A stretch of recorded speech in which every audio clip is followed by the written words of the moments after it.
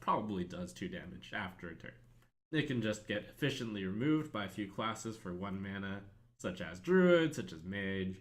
It's just very inefficient, and Designer Corner with Trump, I would have said Death Rattle deal 3 damage to the enemy hero. That would have been a-okay. Then it would compare to Wolf Rider. It would be like a slower Wolf Rider, but a more guaranteed Wolf Rider, because you don't get blocked by taunts.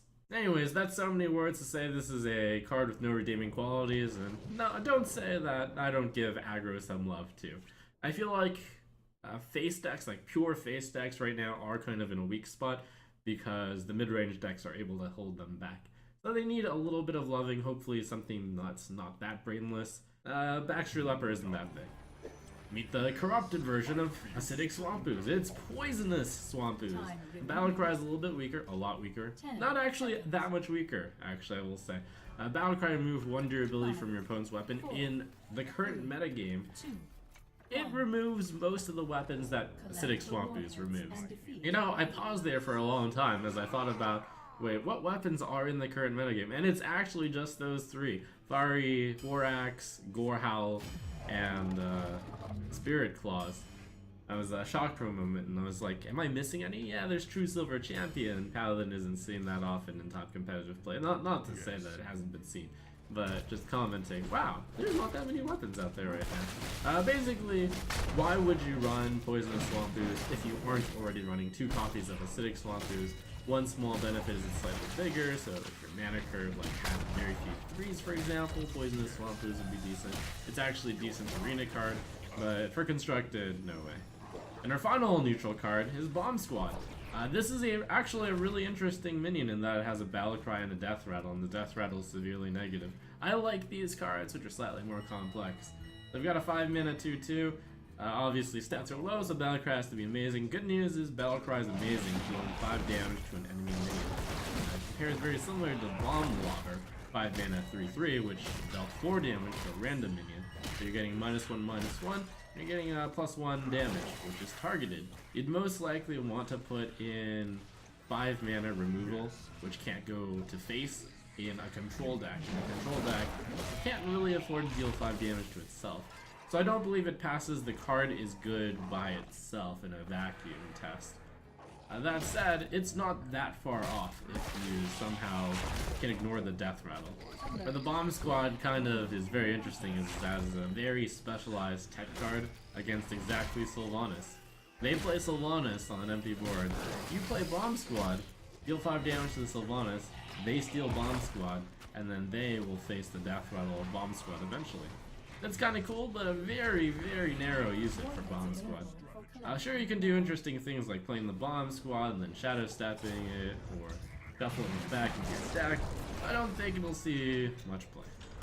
In Arena though, this card's going to be really good. In a world where Bomb Lobber is extremely good, I'm sure you can afford the 5 damage to your hero for the tempo gain from dealing 5 damage to an enemy while also getting a 2/2. Whenever I say a card will definitely be good in Arena, I'm not sure it's not going to be just generally good and constructed. I think in this case, probably not, but it's not that far away, I will say that. A lot of Mage cards got revealed. We've got Cabal Lackey, a really big synergy card actually. It's geared towards Mage. Little Brother. 1 mana 2/1 is a okay stat line, but the big benefit is it gains you 3 mana since the next secret costs 0. So you can actually play a secret on turn 1, which sounds amazing, but I think isn't actually that amazing because there are no great mage secrets to play on turn 1. The Effigy isn't that good played with the Cobalt Lackey because you get a random 1-drop. Vaporize has never really been good, though if it's for free, it's kind of tempting, a little bit. Spellbender, that one, similar to Counterspell, might actually be one of the good ones to get, since casting a spell on a minion, that happens sometimes. It's kind of like Counterspell in the case that they try to cast Lightning Bolt, sometimes it grabs their buff. Ice Block is a good one, but it's not a tempo one, it's like very anti-tempo. So is Ice Barrier. They're just there to keep you alive, so they don't really gain you an advantage when you play them. And Mirror Entity is another interesting one, but if you get the secret out that early, you're going to copy a very early game minion. Mirror Entity, their Babbling Book. You can Mirror Entity their Cabal Lackey, for example. Even if you do that, though, that's pretty decent tempo. 1 mana, get 2/2/1s, not too bad. And that's like the worst case scenario on a common scale. The effect looks amazing, but if you compare it to Kirin Tor Mage, it has the exact same text. And Kirin Tor Mage didn't see any play at all. Why? Is it because the effect isn't strong enough? And I think that's the case. Because one, requires you to already have a Mage Secret in your hand. Mage Secrets aren't that powerful. Perhaps where this card sees the most potential, though, is getting out a secret and then following it up with Medivh's Valet. 1 mana, 2/1 Cabal Lackey, 2 mana Medivh's Valet, deal 3 damage along with your 2 mana 2/3. That's a pretty good start. The main question is, what secret are you running in that deck? Now, I actually did play a Tempo Mage with Ice Block, and Cabal Lackey might just fit into that deck. But you'd have to get both the Cabal Lackey and the Ice Block. Are you going to keep both in your opening hand? That's pretty rough, and you need Medivh's Valet. You just don't open the game with that many cards. So therefore, I see the effect is powerful, but just not that strong.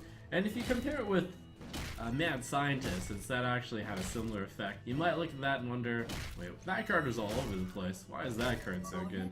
The answer is because it didn't require the secret to be in your hand. Just imagine how incredible Mad Scientist was. It was basically draw a card, which is a secret, and play it immediately, or 0. And it turns out that if you add draw a card to any card, it turns out to be really good. Whereas Cabal Lackey, FX certainly looks very strong, but it has precedence with Kirin Tor Mage as not being as strong as it looks. Ocean of Polymorph is the mage secret this expansion. I'm assuming there's only going to be one, maybe they'll surprise me with another one. Polymorph, discounted as a secret.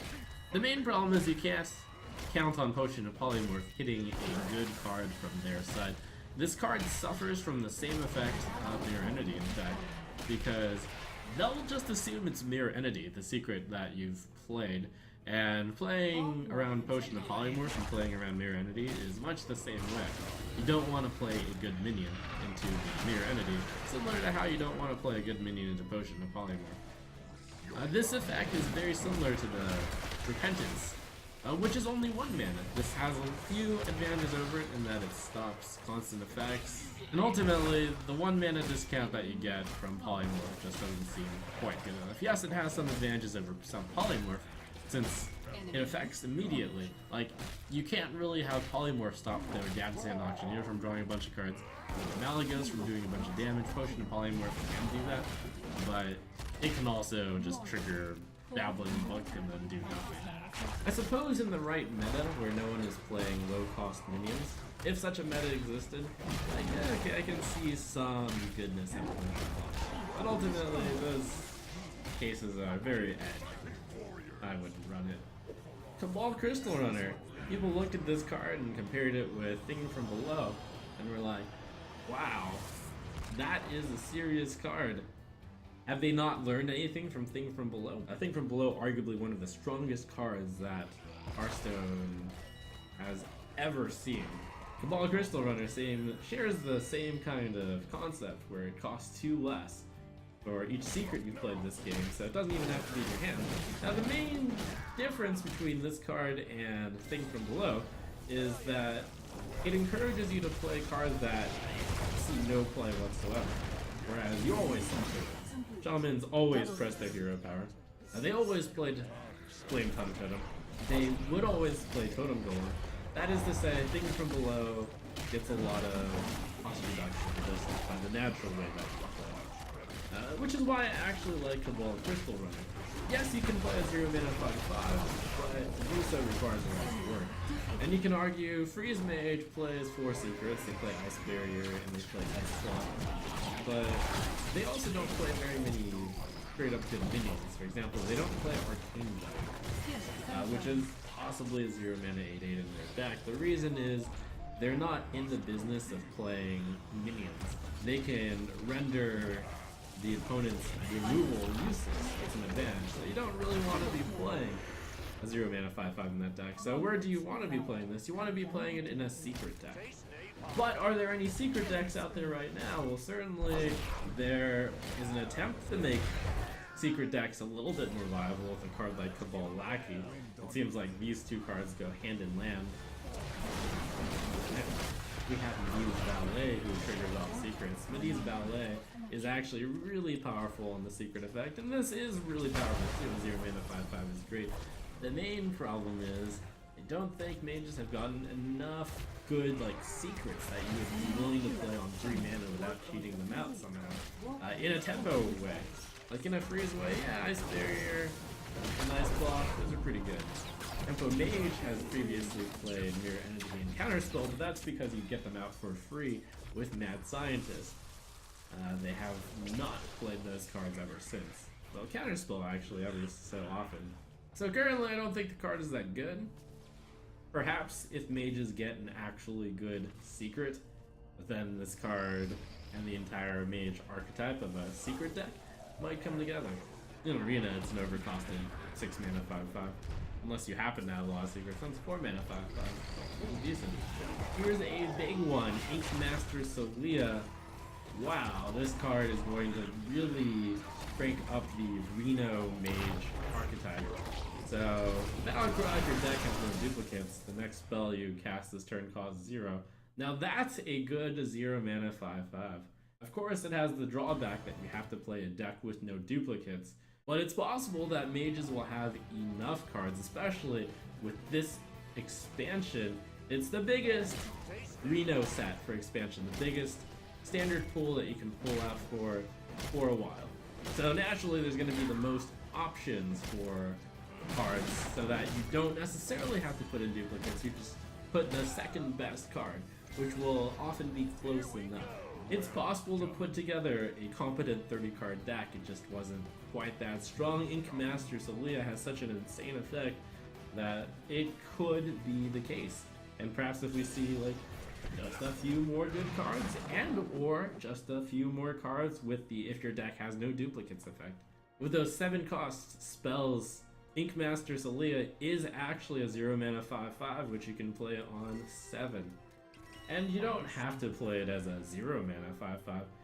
You can discount your Fireball, that's not too bad, then it's a 3 mana 5/5, and you play your Fireball.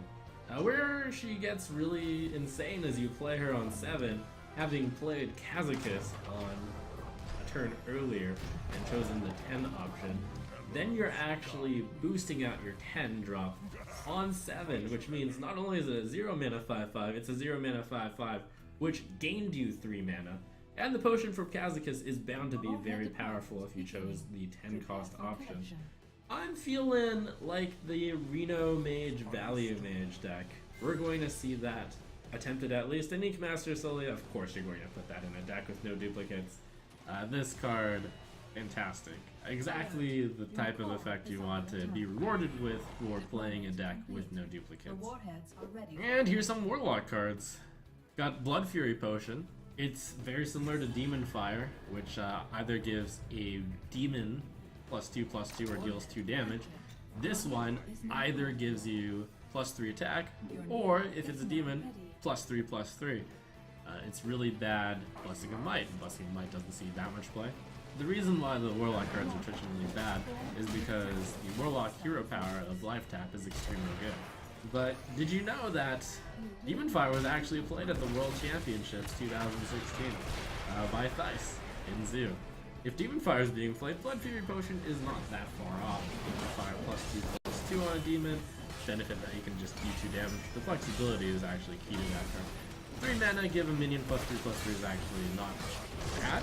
Blessing of Kings is 4 mana +4/+4, and +3/+3 for Warlock, therefore not too bad.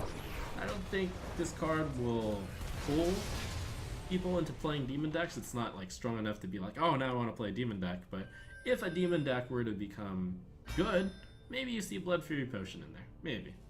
Sea Devil Slinger. 4 mana 4/2 is obviously incredibly bad stats. It is a Murloc, and the battle cry, the next Murloc you play, costs health instead of mana.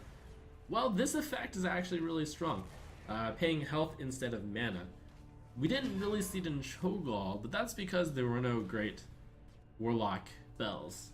Whereas Murlocs are something that you can just play proactively. You can play your Murloc War Leader and save 3 mana, and you just pay 3 health. That's not too bad. If you get both of these out, then that's actually pretty strong. I can't emphasize how strong the Battle Cry is, though, because paying health instead of mana is really good.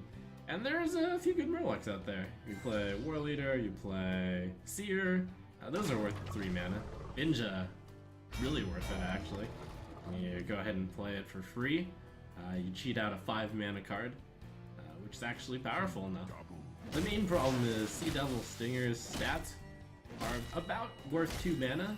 Warlock Murloc decks often played many Murloc cards together though, so it's not that bad if you play this 2 mana worth value on 4, along with a Full Blight Seer, which is effectively spending 5 mana, or with a Murloc War Leader, which is also effectively spending 5 mana. I think that this card makes Murloc Warlock a little bit more viable. It moves in that direction. It's a good card for that deck.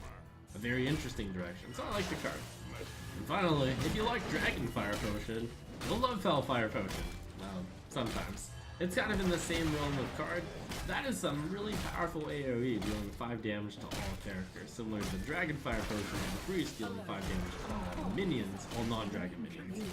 Hellfire Potion is a little bit worse, because you would usually put in a control deck. It's kind of the same reason why Hellfire, it's Hellfire's bigger brother, is a little bit worse than traditional AoE, because it deals damage to all characters. That includes heroes, and if you're playing a control deck, you usually would rather both sides not get dealt damage. That said, I think it's still a very powerful AoE effect, and you'll certainly, I would have loved to run this card in a Reno Jackson deck, and we'll certainly see play in a Reno Jackson deck, I think.